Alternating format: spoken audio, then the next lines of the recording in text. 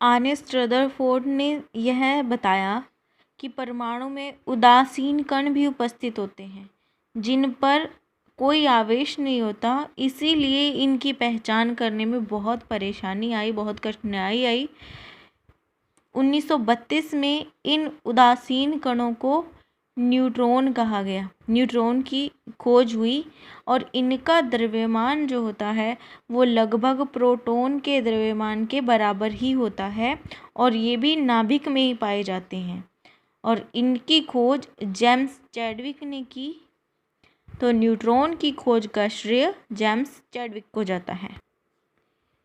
1912 में Niels Bohr ने संकल्पनाएं दी और उन्होंने एक नया परमाणु मॉडल बनाया जिसे कि बोर का हाइड्रोजन परमाणु प्रतिरूप कहते हैं।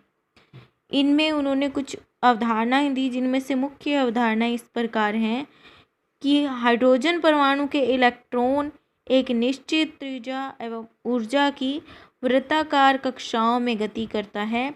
इन्हें कक्ष अथवा कोश कहा जाता है। इन कक्षाओं को 1, 2, 3 या 4 या KLMNO से प्रदर्शित कर सकते हैं।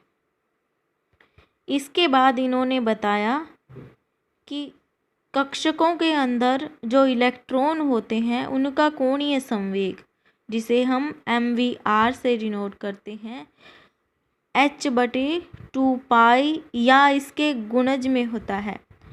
h यहाँ पर एक स्थिरांक है जिसे हम प्लांक का नियतांक कहते हैं और यहाँ पर m इलेक्ट्रॉन का द्रव्यमान है यानी कि मास, v इलेक्ट्रॉन का वेग यानी कि वेलोसिटी और r इलेक्ट्रॉन की कक्ष की त्रिज्या है।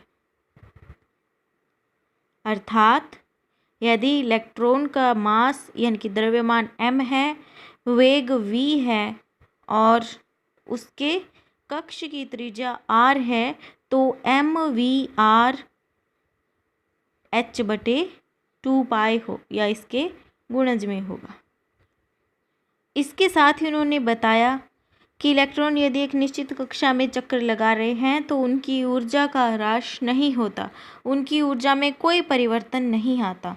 लेकिन यदि वो एक कक्षा से दूसरी कक्षा में जाते हैं, यानी कि अगर वो निम्न कक्षा से उच्च कक्षा में जाते हैं या फिर उच्च कक्षा से निम्न कक्षा में जाते हैं, तो ऊर्जा का, यदि उच्च कक्षा में जाएंगे तो अवशोषण करेंगे यानी कि उन्हें ज़्यादा ऊर्जा चाहिए, और यदि निम्न कक्षा में आएंगे यानी कि नाभिक के और आएंगे तो उन्हें ऊर्जा का उत्सर्जन करना होता है।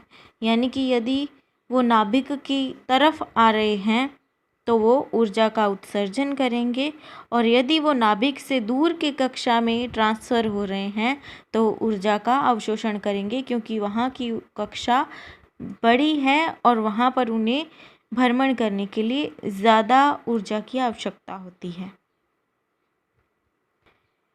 हाइड्रोजन परमाणु का प्रतिरूप आप चित्र संख्या 3.7 में देख सकते हैं।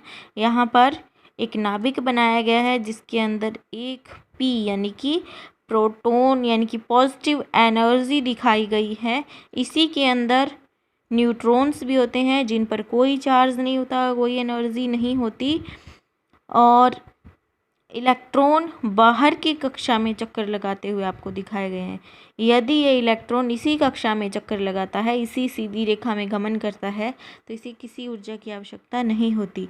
यदि ये नाभिक के अंदर की ओर आता है, यहाँ पर भी वर्ताकार कक्ष होते हैं, यदि वो यहाँ आता है तो ऊर्जा का उत्सर्जन करेगा, यानी कि उसके पास ज़्यादा ऊर्जा है उसे वो छोड़ देगा।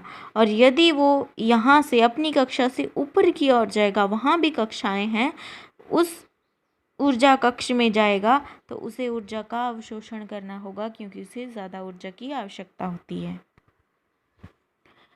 तो ये नील्स बोर का हाइड्रोजन परमाणु का प्रतिरूप था, जो कि लगभग सभी प्रकार के परमाणुओं पर लागू होता है।